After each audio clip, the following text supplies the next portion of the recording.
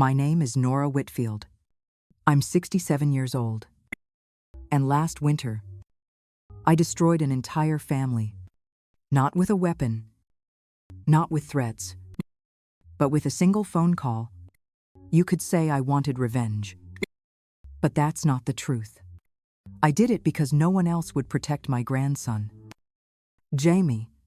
They called what happened to him an accident. A childish mistake. Something to forget. But I heard the laughter while he was still under the ice. I'll never forget that sound. So yes, I made that call. I watched everything they built collapse piece by piece. Tell me, would you call that justice? Or cruelty? It happened during the Rockwell's annual winter party. Their lake, polished and perfect under the lights, had frozen into a mirror. Children were running across it while the adults sipped champagne on the deck. I remember Jamie's red scarf, the only bit of color in all that white. Someone shouted. And then I heard the crack. The sound was sharp, like glass splitting.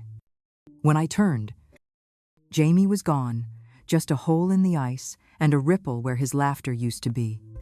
I didn't think. I just ran. The cold bit into my lungs as I hit the water, reaching into the dark, searching for his small hand.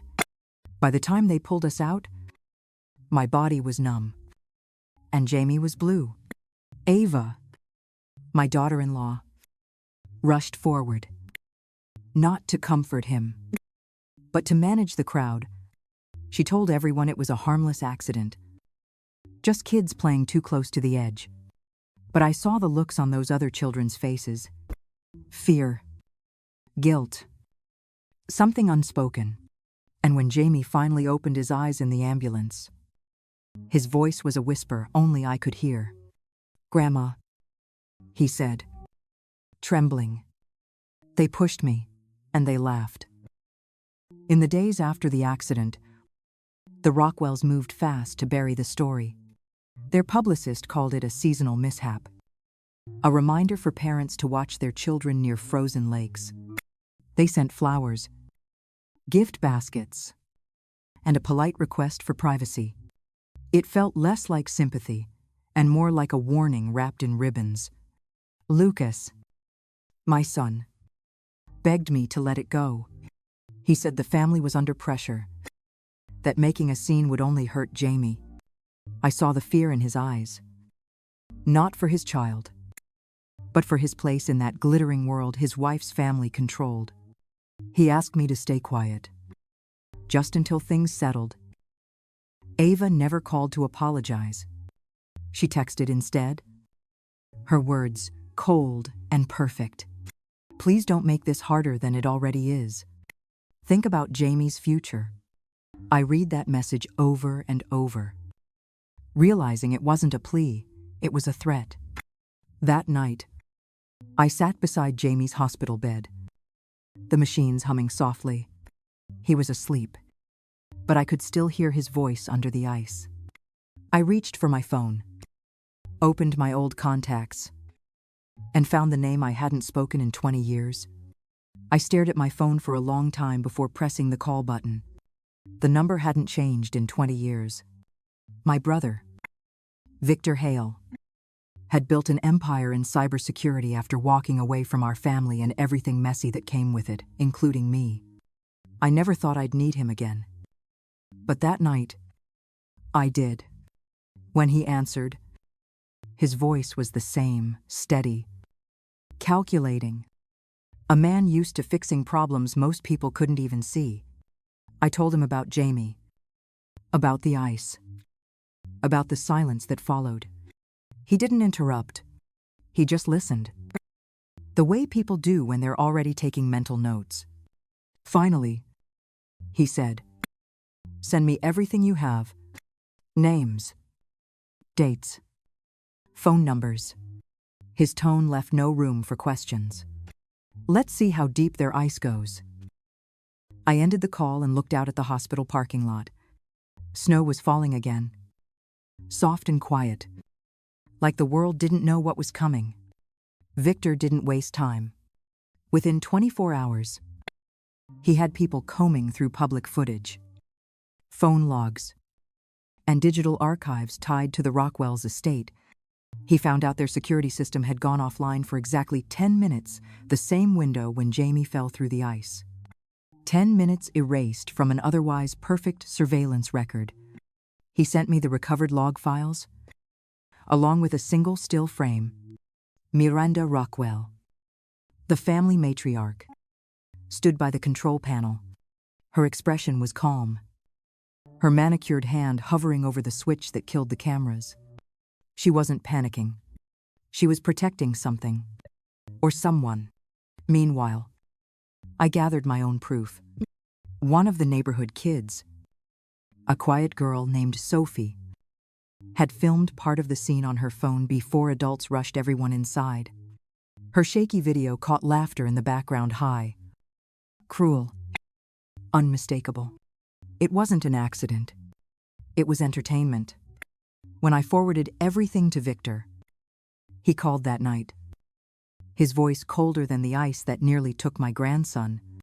They didn't just hide what happened. He said, they rewrote it. I asked him what we do next. There was a pause before he answered. Now, Nora, we make sure the truth stays permanent. Victor's next message came 3 days later. Short and direct. Their lake isn't the only thing frozen. He'd traced the Rockwells' family business, a chain of wellness and longevity clinics that looked pristine on paper but reeked of fraud underneath. Insurance claims duplicated. Medical treatments billed for patients who didn't exist. Signatures forged by someone inside. The deeper he dug, the more rot surfaced. I didn't want to believe Ava was part of it. She'd once been a nurse before marrying Lucas, and I thought that meant she'd kept some moral compass.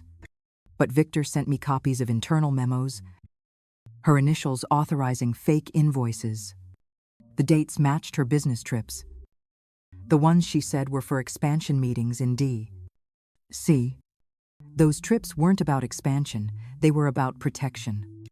Victor found hotel security footage from one of those trips. Ava wasn't alone. She was meeting Councilman Derek Holt, the man responsible for approving medical licenses in our state. The two of them didn't look like business partners. They looked like people who'd already made a deal. When Victor sent the video, I watched it twice, then deleted it from my phone. He called that night, his voice sharp with purpose. You still want justice? Nora? I didn't hesitate.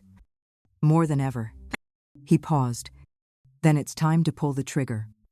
I looked out my window at the falling snow and said what I'd been waiting to say all along. Do it. The storm broke on a Tuesday morning. Every major network ran the same headline, Wellness Empire, under federal investigation.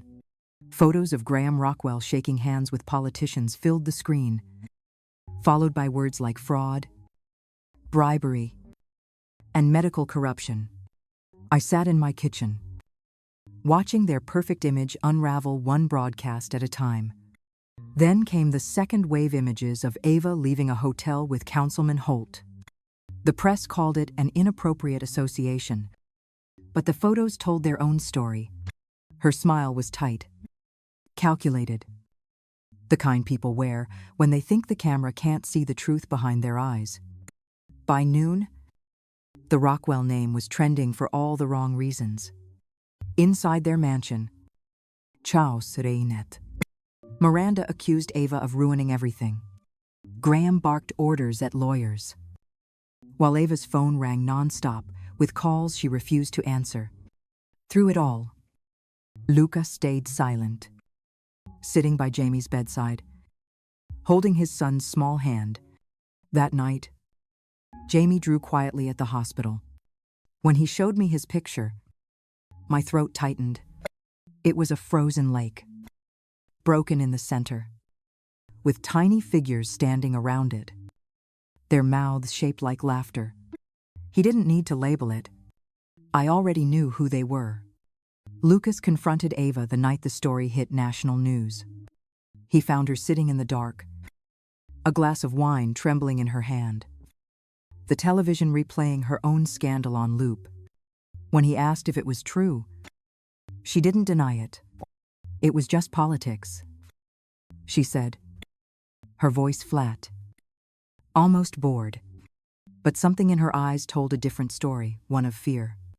He laid the documents Victor had uncovered on the table: emails, forged signatures, proof of insurance fraud. Each page was another nail in the coffin of their marriage. Ava stared at them, her face pale, her confidence unraveling. When Lucas told her he'd filed for separation and custody of Jamie, she whispered that he was making a mistake. He told her the only mistake was believing silence would protect them. Ava's composure cracked. She accused him of betrayal, of siding with me, of destroying their future. But Lucas had already decided what mattered. He walked out without another word, leaving the sound of her sobs echoing down the hall. Later that night, Ava sent one final message: "You'll regret this." Lucas read it once, then deleted it. For the first time in years, he felt something close to peace. "No," he murmured to himself. "I regret staying this long."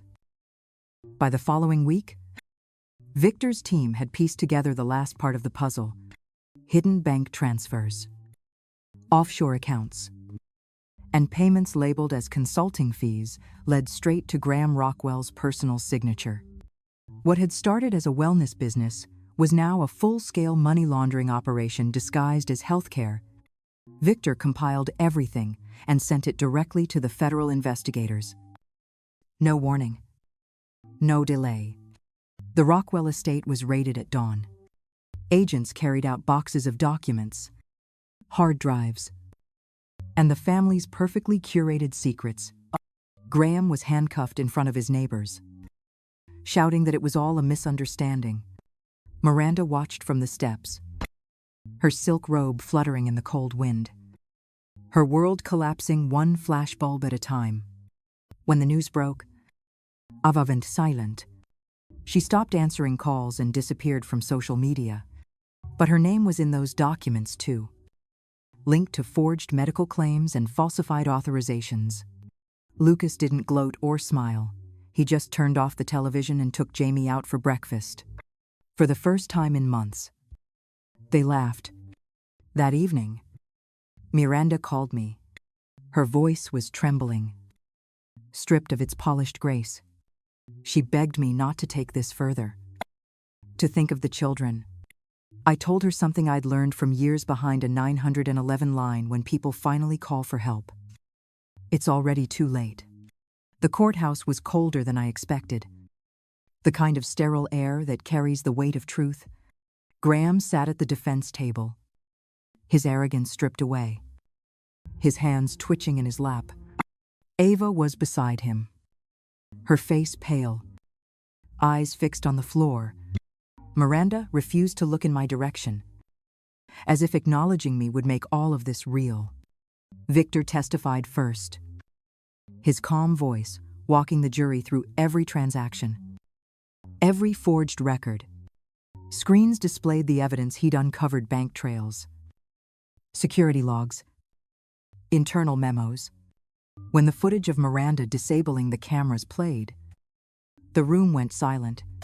Her image froze on the screen, hand hovering over the switch, sealing her family's fate. I took the stand last. I told them about Jamie, about the night by the lake, about the laughter that still haunted my sleep. No one spoke when I finished. Even Ava's lawyer lowered his eyes. The verdict came swiftly. Graham was remanded without bail. Miranda faced obstruction charges, and Ava was granted a temporary release pending further investigation. As we left the courtroom, she looked at me for the first time in weeks. I met her gaze and said quietly, "Justice doesn't scream, Ava. It whispers." Months passed before the noise faded. The Rockwell name, once printed on billboards and hospital wings, had become a symbol of greed and collapse. Their estate was sold, their clinics dismantled. Victor purchased the land by the lake and donated it to the city. He said it was time something good grew where deceit once stood.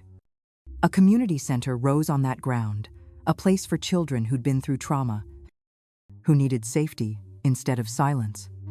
Lucas took a job there, managing the sound equipment, fixing what was broken with his own hands for a change.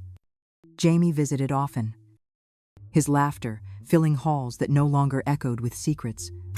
I spent most mornings helping Victor with paperwork. Though he didn't need the help, he said it kept me busy, kept me from looking back too long. Sometimes I caught him watching me, that quiet pride in his eyes that brothers rarely show. One afternoon, the mayor's office unveiled a plaque, Rockwell Community Center, dedicated to justice and healing. I stood there, feeling the wind off the lake, for the first time in a long while. It didn't feel cold. It felt earned. Ava came to the community center one gray morning, dressed in the uniform of court-assigned labor, an orange vest and worn gloves. Her once perfect posture was gone, replaced by something quieter, humbler. She asked to see me, and I agreed, mostly because I wanted to hear what she'd finally learned. We stood by the lake where everything had started. The ice had melted long ago, but the air still carried its memory. Ava's voice trembled when she spoke. She admitted that she had helped cover her father's crimes, that she'd told herself it was loyalty, not fear. I almost let a child die, she said. I can't forgive myself for that. I told her forgiveness wasn't mine to give, it had to be earned. I handed her a paper and asked her to record a video apology to Jamie. Not as a statement, but as truth. Then, I made her sign the transfer papers for her personal assets, redirecting them to victims of her family's fraud. She didn't argue. She just nodded. When she was done, she looked back at the lake. It's strange, she said. The water looks peaceful now. I turned to leave, my voice steady. Justice is repetition. Ava doing the right thing. Again and again. A year later, the lake was no longer a place of tragedy. Children skated there every winter, their laughter echoing across the frozen surface like a promise kept. Jamie was one of them now. Braver, stronger, learning to trust the ice again. I watched from a distance, the air sharp with cold but no longer cruel.